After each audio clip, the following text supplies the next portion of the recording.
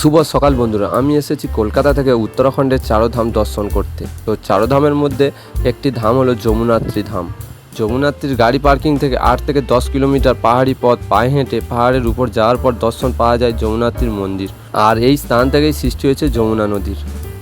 যারা যারা ভাবছো যমুনাত্রী মাতার দর্শন করবে ও পাহাড়ের উপরে যাবে, তো যারা হাঁটতে পারো না বা যাদের পায়ে কোনো প্রবলেম রয়েছে, পাহাড়ি পথ হাঁটতে পারবে না, তো এইখানে পিট্টু, ঘোড়া ও ডুলির ব্যবস্থা রয়েছে। তো সমস্ত কিছু রয়েছে পাহাড়ের উপরে যাওয়ার জন্য।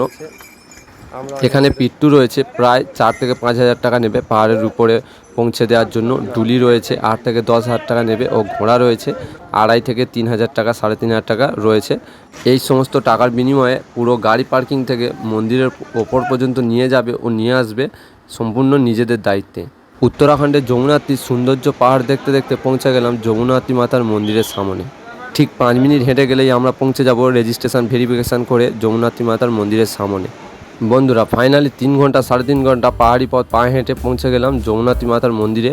পাহাড়ি রাস্তায় কোনো বিপদ আপদ ছাড়া মায়ের আশীর্বাদে পৌঁছে গেলাম মাতা যমুনাত্রীর মন্দিরে। বন্ধুরা, ভিডিওটি এখানে শেষ করছি। আবার দেখা হচ্ছে নেক্সট ব্লগ ভিডিওতে।